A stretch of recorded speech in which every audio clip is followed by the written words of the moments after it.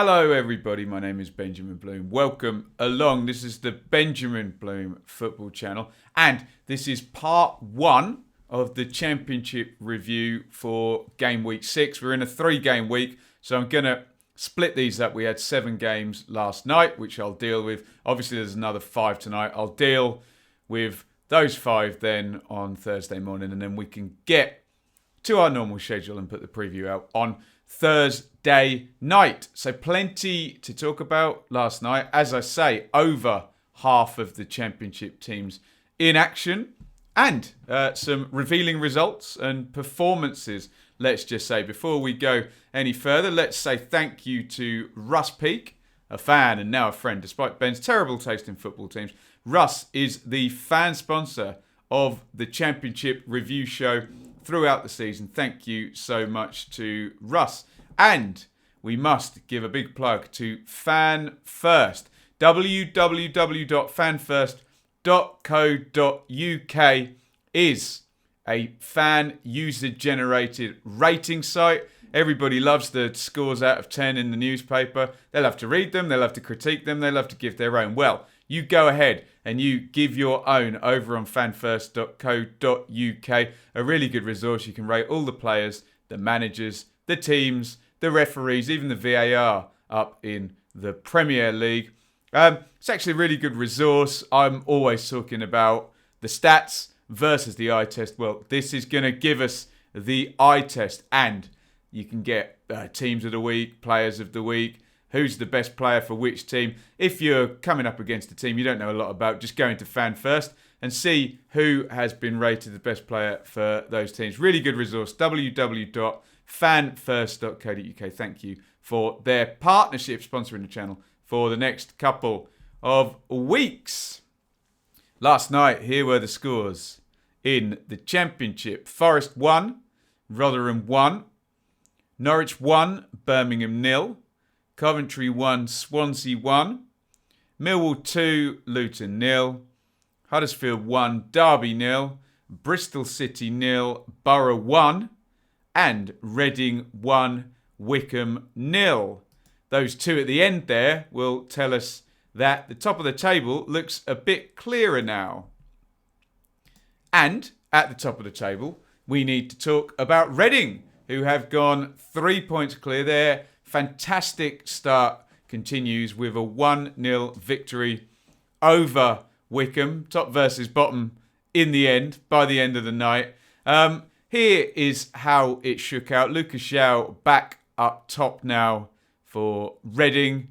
He'd hurt himself with Maite, Elise and Ejaria. That's pretty much what he wanted to start the season with, Paunovic. Across the back, very settled. Holmes still holding that right position with Estevez actually getting on around the hour mark in this game. Otherwise, Reading look very settled in their system, in their formation, in their plan, and they're doing rather well, aren't they? The same cannot be said for Wycombe, who are struggling badly to adjust to Championship. They've lost all of their games. They've only actually scored 1 goal as well. That was in the game against Millwall, and that did come from a big goalkeeping mistake. However, a little bit more signs of competitiveness in this game. But Reading have been the masters of it this season. They win the tight games, don't they? Here's the goal. It's a really good goal, actually. Obviously, some people do ask. I don't have the rights to show the footage, so we can only do a screenshot here. But Lucas João, there he is. He has received that long ball. He's controlled it. Strength, power, skill, moved the defender, you can see, out the way, and right-footed, low, into the corner. It's a really, really good goal. Kind of an individual goal, but he's capable of that. We've known that for a lot of years in the Championship, and he seems to be producing this season, I think, in all comps. I know he had a hat-trick, didn't he, in the League Cup, so it's probably about 6 in all comps for Lucas João. Here are the numbers. 65% possession for Reading. Look at that, 10 shots to 5 in Wycombe's favour. 3 shots to 1 on target. 2 corners to 1 in Reading's favour. However, big chances are revealing. No big chances forced for Wycombe. And Reading managing to do their business on one big chance, which wouldn't have been that one from Joe. I think there was a header missed, possibly by Maite. So Reading march on. I know there are naysayers, I know there are, but enjoy it, Reading fans. I mean, if we look at what they've done, that's Reading down the left-hand side. Okay, there's some argument that they've caught Wycombe, Derby and Barnsley at good times, but look at the other games. That's Neil Warnock's Middlesbrough. That's Watford, who are stacked in this division. And that's a win away at Cardiff. So I get the... I don't like the term naysayers, really. I get the scepticism, because if scepticism is, are Reading going to carry on, cycle this over every 6 games? They'll have about 115, 120 points probably, won't they? 5 wins and a draw. Are they going to do that? Of course they're not. No team is going to do that. But there's enough signs in those first 6 games, particularly with the wins over Watford and Cardiff away, like I said, and the draw with Warnock's Borough. Then they're not easy games, are they? And what Reading do have is the ability to win a tight game, it seems. They have match winners, don't they? Particularly in Zhao and Maite, Ijari are there. Have a very stable and solid system and pattern of play. So there are growing signs of viability. Reading fans, don't get too grumpy. I know there will be naysayers. You have to understand, if you've gone from a couple of seasons and changing the manager all the time, and a couple of seasons really, down the bottom, just avoiding relegation. All of a sudden, when you spring right up to the top, people are obviously going to say, oh, is this sustainable? So far, yes, great job, Paunovic, but don't get too cross. We had the same thing with Villa fans in the Premier League, where it's a bit of a binary change from one end to the other. But hey, long may it continue if you're a Reading fan. For Wycombe, yeah, more competitive in this one. Only 1 goal conceded. They only conceded 1 goal in the first game, and then it got a bit raggedy from then on. I suppose if you're a Wycombe fan, Reading are in form. It's a difficult game, but it's 6 defeats out of 6 now. It's not going well at all. Hopefully, they're finding themselves now, and maybe as we get into this grind, this Saturday midweek that we've got for the next 4 game weeks worth of that. We've had 2 of them, or 1.5 of them now. Maybe the first points will come, but good luck to Wycombe. Not going so well at the moment, so Reading at the top. Wycombe, I said top versus bottom. That's actually incorrect, obviously, with Wednesday's minus start, but you know what I meant, don't you? Right. Moving on, and it is Bristol City 0, Borough 1, and a first defeat for Dean Holden. First defeat for Bristol City, and a really good win for Warnock and a Middlesbrough team who are moving into quite a nice little bit of form here. You can see there the normal 3 at the back system, the normal front 2, very stable. Although, look there, you can see Alfie Mawson, desperate to get Callis and Mawson on the pitch at the same time. They just can't do it. Look, Mawson's out injured now, and when Callis comes back to replace him. So, a bit annoying for Bristol City fans at the back. Otherwise, very settled with the wing-backs and central midfield. And Borough looking similarly settled. You see up top there, Noah Sombalonga Roberts up there with, with Chuba Akpom up at the business end of the pitch. Otherwise, pretty nice and steady. Dale Fry now is in. Grant Hall must be out hurt because he has not been around for a few games. Here is the goal. It's a bit of a shocking one. That is Taylor Moore, isn't it? And he's given the ball away. Saville robs him, and you can see creates the big opening there, which he sticks in left-footed. But not just a smash and grab. When you look at the numbers, 44-56 is the possession, but 9 shots to 7 in Borough's favour, 4 corners to 1. And as you'll hear me say a million times this season, big chances are revealing. Bristol City 0 big chances, Borough 3 big chances. That is sustainable and viable and tells me Bristol City in good form. If you've kept them to 0 big chances, then a pretty good sign. Obviously, look, I understand, I often get comments about this, that stat is not a silver bullet, as some people might think, but it's revealing is all I will say. So great win for Borough there. If we look at Borough on the right, after that defeat at Watford on the opening day, they're 5 unbeaten, and that includes now 7 points in the last 3 games. And look, Warnock's off to Cardiff next. Narrative ahoy there. But, so the only game they've lost was to big hitters Watford, and on the opening day as well. Unbeaten in 5 since. So Borough looking in good nick and climbing up to the edges of the playoff picture now. I don't know, is there cause for concern for Bristol City? Obviously, I mean, look at it. That's a tail off, isn't it? 4 wins, and then a draw, and then a defeat. And a couple of difficult games coming up as well. Swansea, well, we'll see. Bournemouth away is a relegated parachute team as well. So Dean Holden looking to protect the excellent start they've made. And they just slipped down 3 points behind Reading now. But still, big picture, looking good for Bristol City. Who are we doing next? Moving on. It is Millwall 2, Luton 0. There's certain teams that are just going to chip away this season. Millwall are 1. Stoke as well. Expect Borough 2 as well. Just keep the churn. They've got managers there who are good at the churn. And Gary Rowett is starting to churn things out here at Millwall. Consistent again there. 4-4-1-1. The system. Matt Smith gets to start with Mason Bennett off him, which means you can have Mahoney and Wallace wide. And Mahoney is going to score in this one. Luton still without James Collins. No start for Harry Cornick as well. So little bit of a switch around there from Nathan Jones. There is the first goal. You will have just seen it. Just a set play, really. Matt Smith on the back post there. Heads it. I think goes in off Martin Craney in the end. The second one's a really good goal, actually.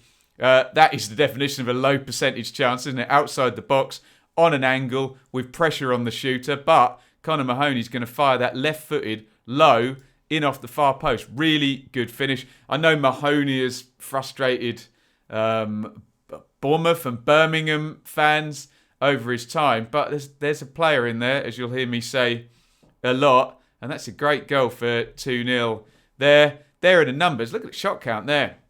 41 on the possession for Millwall, but 21 shots, 6-1 on target, 8 corners to 3, 3 big chances to 0. So Luton had some possession and some passes, but Millwall really doing the stuff in both boxes at the business end here.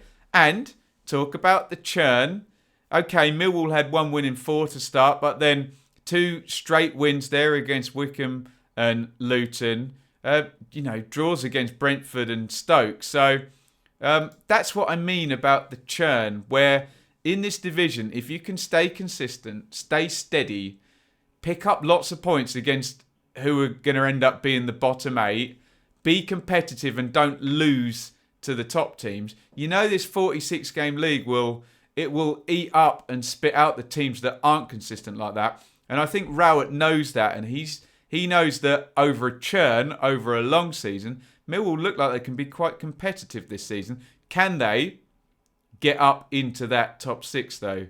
That would be the next step for them. Ken Zahor off the bench in this one as well. Luton, well, very spotty there. Look, 3 wins and 3 defeats. The wins coming against Barnsley, Derby and Wycombe. The defeats coming against Luton, Stoke and Millwall. So there is an argument, who have they beaten yet? But they have had some hard games in the defeats there. So Luton maybe just dropping down a few places now after that 3 wins in 4 to begin with. But they're going to be competitive this season under Nathan Jones. Next up is Coventry versus Swansea City. A 1-1 draw over in Birmingham.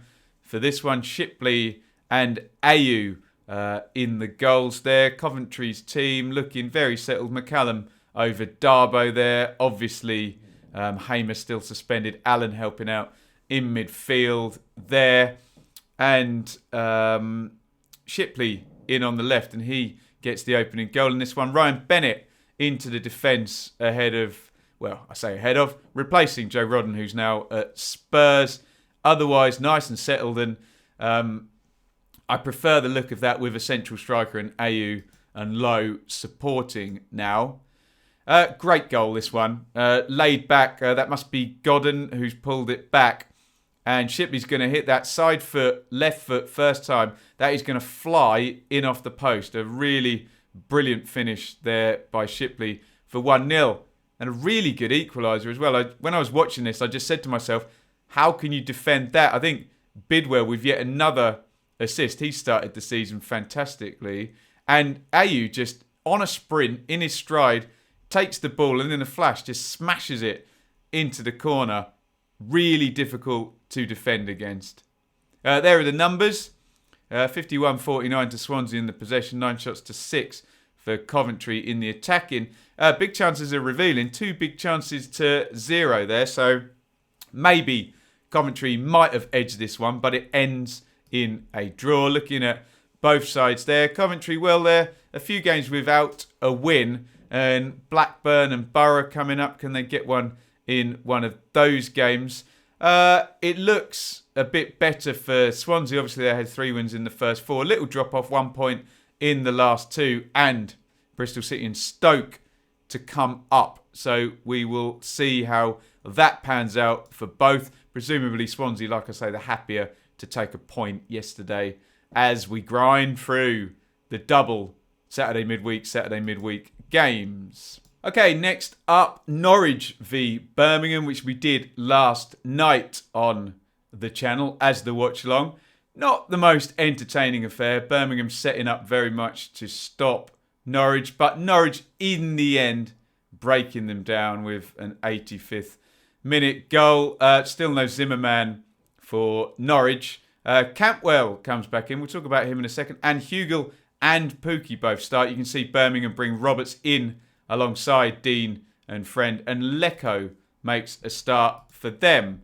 Let me just say before I say this, Todd Cantwell is a very good player. He's a very confident lad who carries himself in with a certain swagger, let's just say, that I assume if you support Norwich, you really enjoy. But it can come across slightly dislikable. Here he is laying on the ground, gone down poleaxed in the box. And then 3 seconds later, he literally leaps to his feet and slides in. He should score, actually. Maybe if he'd stood up, he would have scored that. But yes, an interesting moment in the first half there. And then, huge chance there for Cantwell. Good save by Etheridge. I'm not digging him out there with those two things. He did play well, and he's quite an innovative player there. And that is Adam Clayton getting a second yellow card. And this was just key because right after this, this was sort of 83, 84 minutes. And just before Birmingham could readjust and make a sub, Norwich actually go ahead and get the winning goal. That's Vrancic there. Hogan had given the ball away in the build-up. And a quick break, and Ida sets it up for Vrancic to get the win. As I say, and Norwich found this against Derby, didn't they? Just teams now know the way Farke's Norwich played in 18-19 and maybe at times in the Premier League, just setting up to stop them is what Derby and Birmingham have done.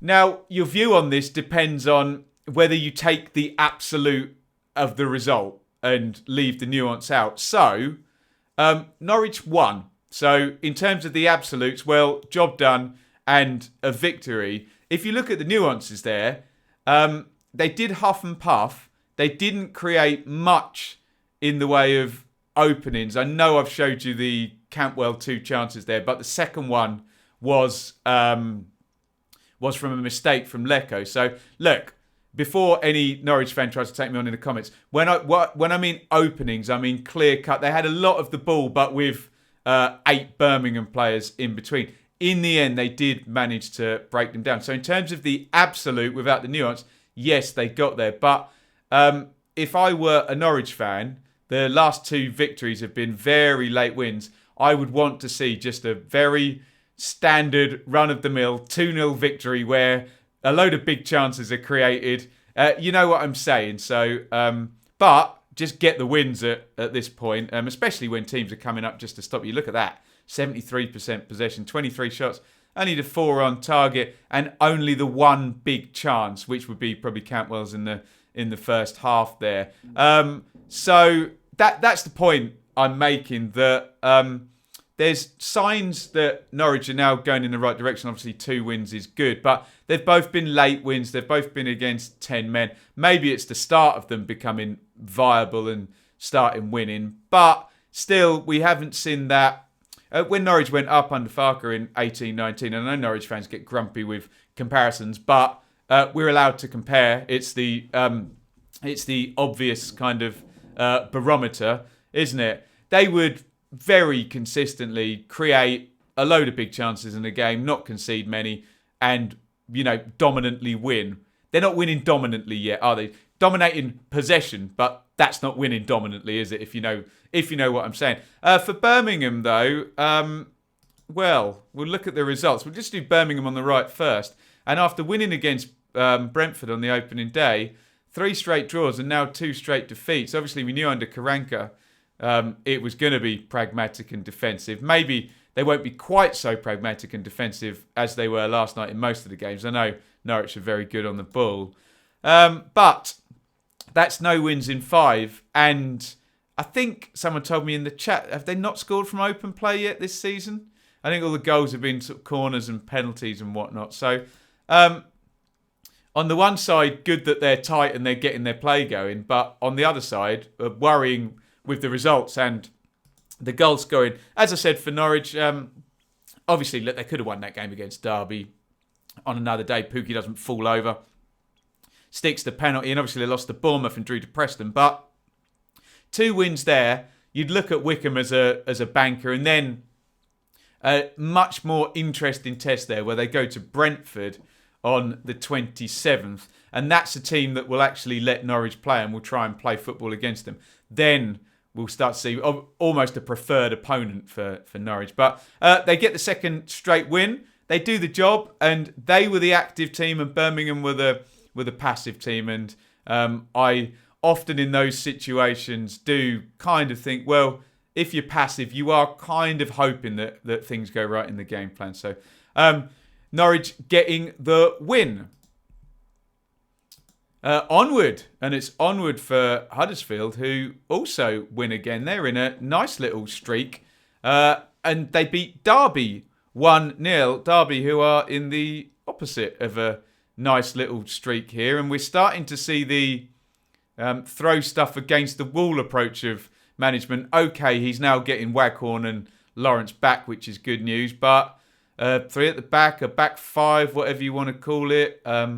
Josviak and Lawrence up front shows a little bit the lack of striking options. They want to get Waghorn in there as soon as possible. They just don't seem to have a operating striker at the moment. Huddersfield are kind of the opposite of that. Their results are improving and their system looks steady and stable, and they get the win again here. It just seems to be Huddersfield.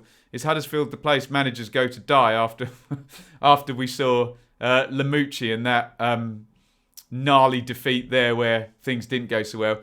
Here's the goal by Bacuna. This totally doesn't do it credit. That's him finishing it off, but it's a really nice quick counter-attack passing move, one round the corner into the channel. I think it's Toffolo puts the cross in and Bacuna finishes it. So really nice goal. And Huddersfield, me included, in our 1-24s, a lot of us had them struggling under Corberon and Carlin Grant leaving and not much money to spend despite the parachutes and, you know, that money going off to other owners. And they had a really nice sort of start. And look at the numbers. Look, 53 on the possession, 20 shots, 3-2 on target, 6 corners to 5, 2 big chances to 1. You will see Derby there hit woodwork and a big chance. So I say it often, on another day, maybe they could get a point. But that's not happening for Derby at the moment. They're just losing games, aren't they?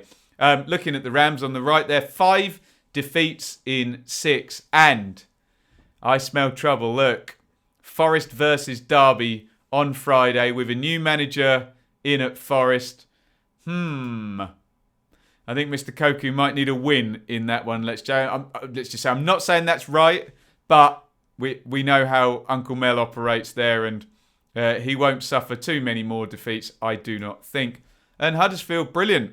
We were worried after the first 2 games, but look, it was Brentford and Norwich, wasn't it? And then since then, 10 points in 4 games, which is outstanding, frankly, and an away win there at Swansea as well. Okay, late own goal at Rotherham, but the tide does seem to be rising at Huddersfield, which is very good news for them and a pleasant surprise, I think, for many of us. So well done, Carlos Corberan, on that 4-game run. Let's see if they keep it up.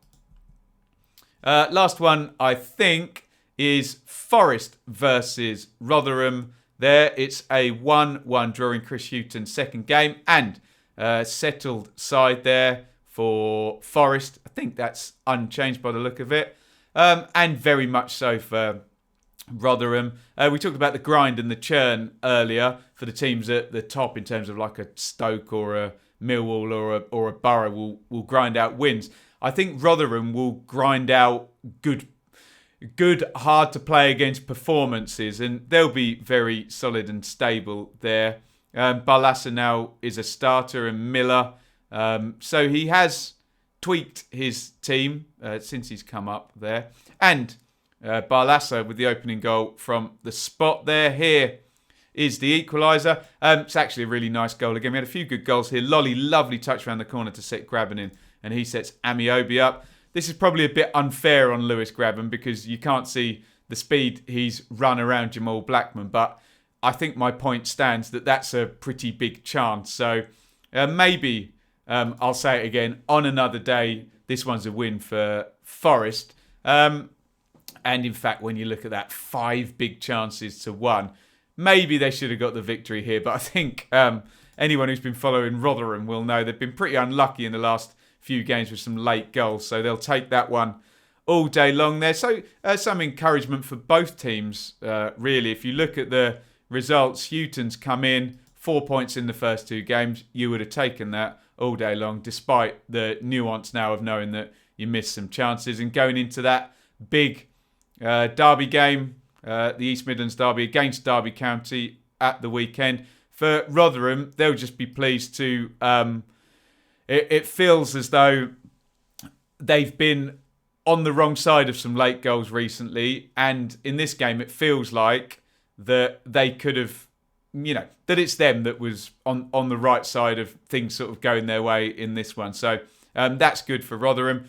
They need wins, though, don't they? And they go to league leaders Reading on Saturday. And then, look at that, Rotherham-Sheffield Wednesday. That is an important game. If Rotherham and Wycombe want to actually have an advantage over this -12, because Wednesday are picking up points pretty quickly, aren't they? So it was Forest 1, Rotherham 1.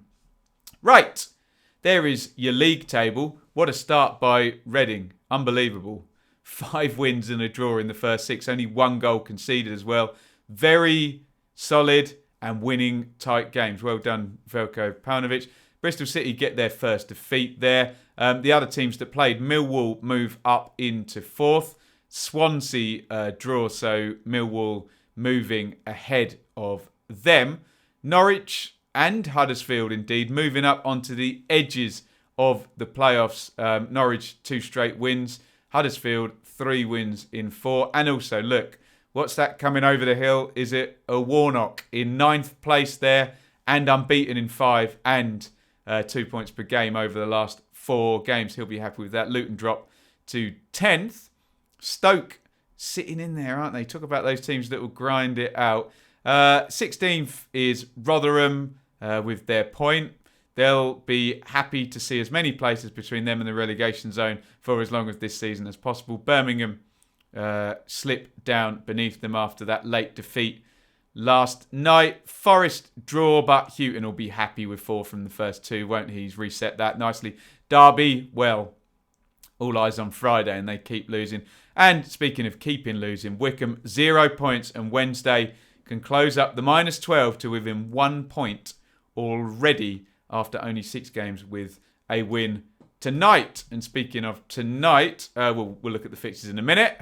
I got my slides in the wrong order. There are the top scorers. So Armstrong and Tony still there. Worth throwing up because Zhao, number 5, and AU, number 6, both on target last night, pushing there. Here are your 5 fixtures for tonight. So Watford, Blackburn, Stoke, Barnsley, Wednesday, Brentford, QPR, Preston, Cardiff, Bournemouth. There will not be any coverage tonight. I'm having the night off. I've done 5 or 6 in a row now, I think, of streams, so I need a night off. But we will review those games tomorrow in a similar way than we've done today. Get your thoughts in, as ever, in the comments on any of those games. And, like I say, come back tomorrow and we'll do the same thing all over again as game week 6 and the championship starts to take shape. Thanks again to Russ, our fan sponsor, for all of the review shows. A fan and now friend despite Ben's terrible taste in football teams. There we go. And one more plug there for Fan First, www.fanfirst.co.uk.